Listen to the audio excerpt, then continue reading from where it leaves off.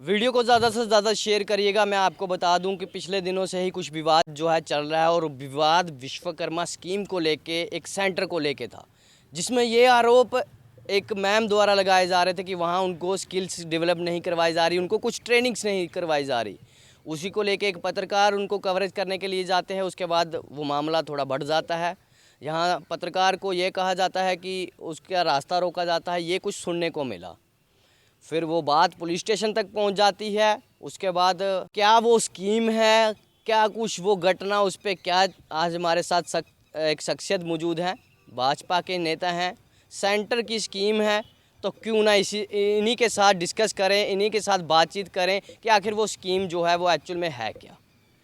आज वहाँ उसके बाद बहुत कुछ होता है, उसके बाद सारी बात करेंगे। हमारे साथ मौजूद हैं प्रदीप चौधरी जी, उनसे बात करेंगे कि आखिर जो विश्वकर्मा स्कीम है एक्चुअल में वो है क्या, और ये जो कार्य हुआ, ऐसी घटना हुई जो प्रतिदिन खबरें चली, उसके पीछे का कारण क्या है। सबसे पहले तो प्रदीप जी आपका स्वागत करते हैं। और सबसे पहले तो आप ये बताएं प्रदीप जी कि जो जो न्यूज़ आपने पढ़ी भी होंगी, देखी भी होंगी, क्या कुछ समझते हैं कि ये क्या हुआ।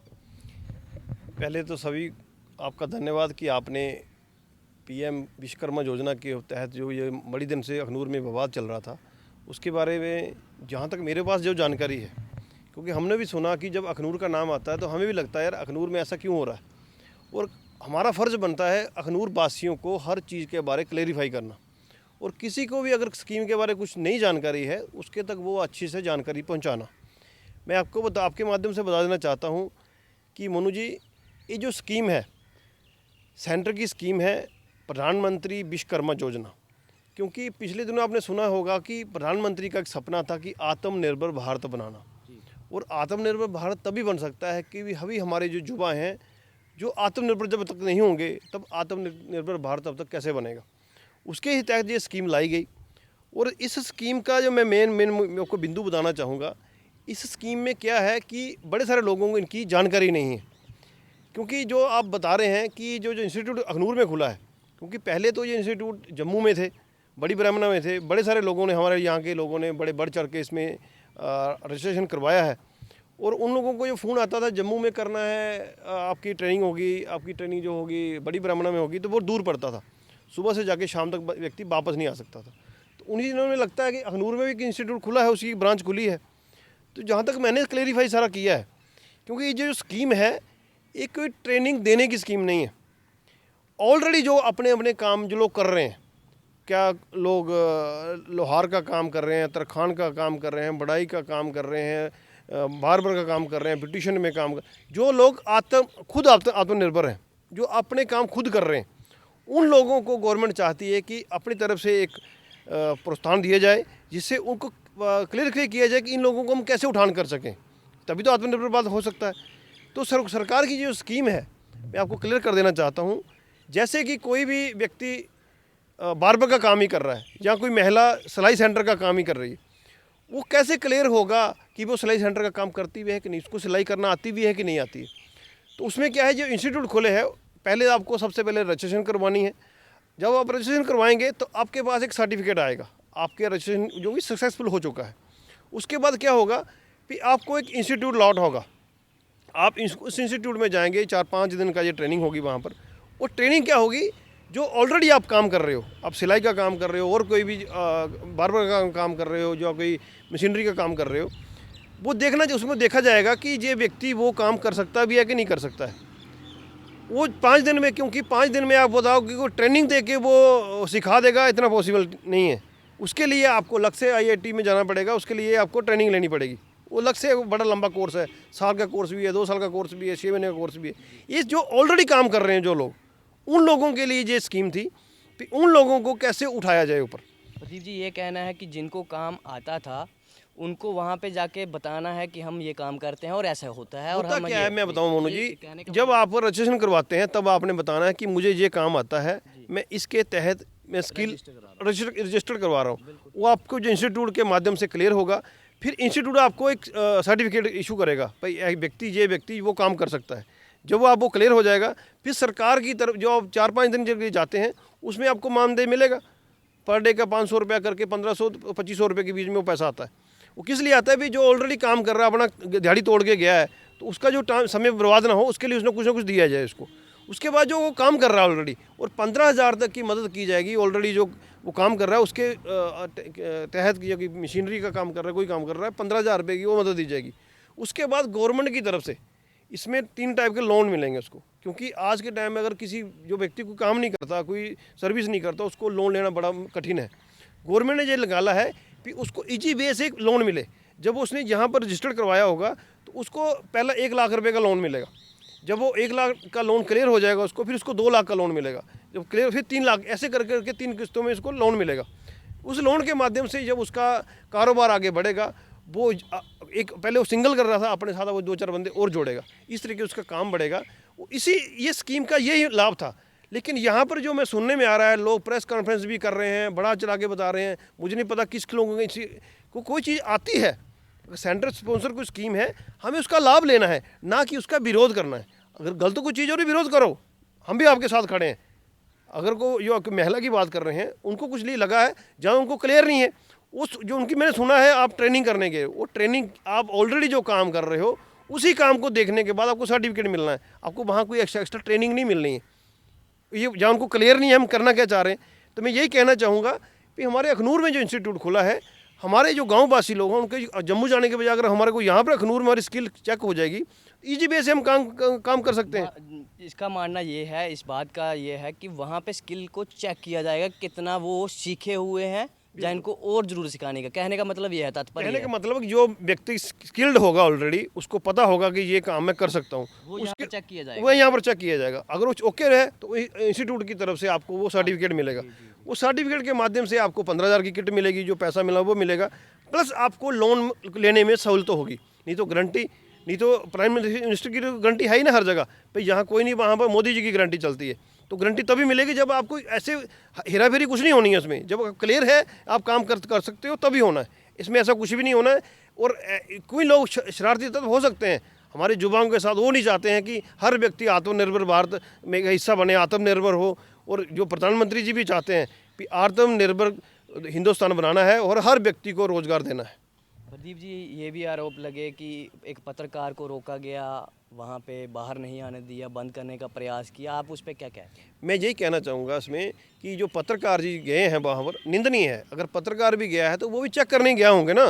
अगर उनको किसी ने बताया होगा ये ऐसा चल रहा है वैसा चल रहा है, तो वो मैं आपके माध्यम से यही कहना चाहूँगा, जो इंस्टीट्यूट के मालिक हैं वो अपना क्लियर करें ना। जैसे मैं आपको बता रहा हूँ ये स्कीम क्या है, उनको पक्ष रखना चाहिए था। उनको भी अपना पक्ष रखना चाहिए, क्लियर करना चाहिए पत्रकार के सामने पे ये जो स्कीम है ये इसका तरीका है। वो जो महिला उसको भी क्लियर हो जाता, ये विवाद होना ही नहीं था। तो ये विवाद को मैं ये चाहूँगा कि जो हमें उनसे कोशिश करेंगे उनसे मिलने की, जैसे उनका इंस्टीट्यूट यहाँ पर खुलता है तो उनके जाके क्लियर करेंगे भाई आप अपना पक्ष रखें और पब्लिक को अवेयर करें, ना कि इसके माध्यम से ऐसा नहीं हो कि हम ट्रेनिंग नहीं करेंगे, हम ट्रेनिंग नहीं देंगे, जिससे हमारे युवाओं को नुकसान होगा और हमारी पीढ़ी को नुकसान होगा। हम ये कभी भी नहीं चाहेंगे।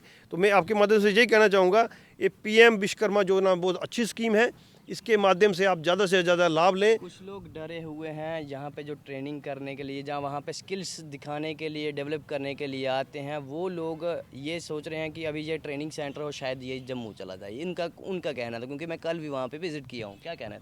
होता क्या यही है, जब कोई चीज़ इन्वेस्टिगेशन भी टीम आई हुई थी, उसमें कुछ इन्वेस्टिगेशन ऑफिसर आए हुए थे, वो इन्वेस्टिगेट करके गए हैं। क्या लगता है आपको? नहीं, अच्छी चीज़ है ना। अगर कोई चीज़ गलत हुई है तो इन्वेस्टिगेशन होनी चाहिए, उसमें वो चेक करके गए हैं। अगर उसमें सब कुछ सही है तो यहाँ पर खुला, यहाँ से क्यों बंद होना, हम थोड़ी बंद होने देंगे।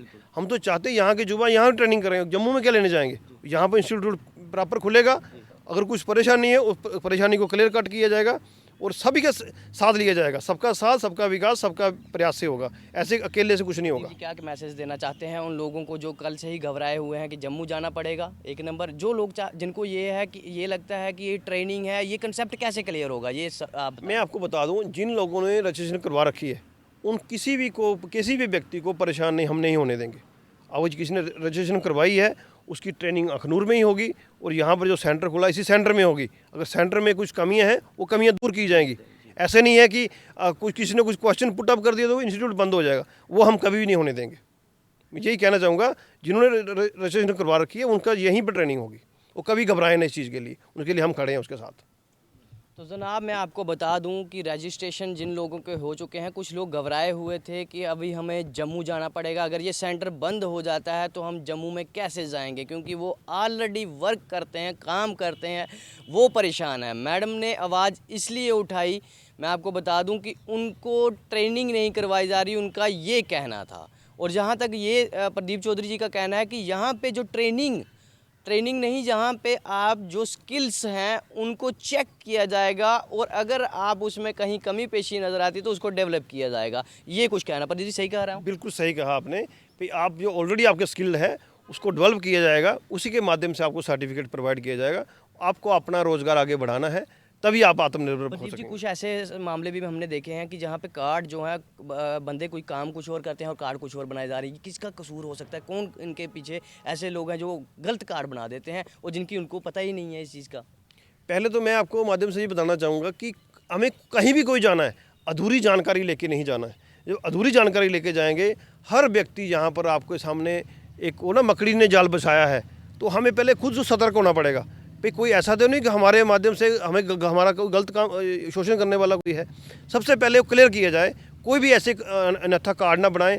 हर चीज़ आज की डेट में डिजिटल हो चुकी है, आप घर बैठे चेक कर सकते हो, उसका अथेंटिकेशन चेक कर सकते हो। अगर क्लियर है फिर ही जाएँ, घर से ऐसे स्टेप ना उठाएं, किसी के बहकावे में ना आएँ। मैं सही आपको बताना चाहूँ, हर व्यक्ति अवेयर है और हमारा ही फ़र्ज़ बनता है उनको अवेयर करें, और जो लोग जाल बिछा के बैठे हैं उनके जाल में हम कभी ना फंसें, और ये आगे बढ़ के और स्किल्ड इंडिया के तहत आगे बढ़ के हम हिंदुस्तान को आगे डिजिटल भारत की तरफ लेके जा रहे हैं।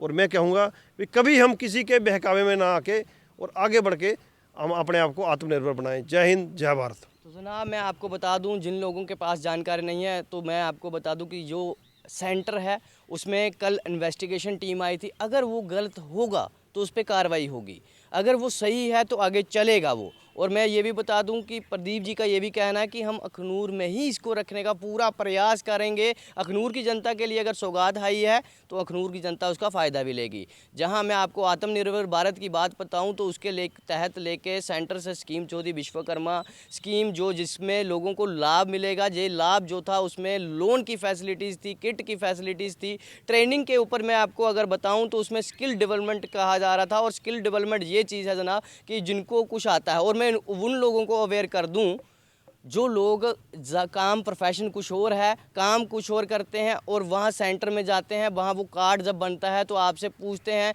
कि आप काम क्या करते हैं, या फिर वो खुद से ही आपको सुजेस्ट कर देते हैं, विचार दे देते हैं कि जनाब लोग तो ये वाला कार्ड बना रहे हैं, आप भी यही बना लीजिए, कोई चेक नहीं करेगा। तो मैं उन जनता से ये गुजारिश करता हूँ, जब आप फॉर्म फिलअप करने जाते हैं सेंटर में कहीं, तो जनाब जो आप काम करते हैं वही उसमें लिखवाइएगा, ताकि आपके ऊपर बाद में कोई ऐसी परेशानी ना बन जाए। क्योंकि बाद में अगर इन्वेस्टिगेशन होती है इस विषय पे तो आप कहीं ना कहीं गलत साबित हो जाएंगे और उसके बाद आप पे इन्वेस्टिगेशन भी हो सकती है। तो आप लोग जो भी प्रोफेशन, जो भी काम करते हैं, जो आपका कार्ड बनता है उसमें वही एंटर करवाइए। और कल मैं आपको बताऊँ कि टीम आई थी जिन्होंने इन्वेस्टिगेशन की टीम यहाँ पहुंची हुई थी, क्या कुछ उसके बाद हुआ वो सेंटर के अंदर, और कुछ आरोप इस सेंटर पे लगे विश्वकर्मा स्कीम के लेके। जो अखनूर का सेंटर था उस पर काफ़ी आरोप लगे, क्या पूरी है उनसे भी बात करेंगे।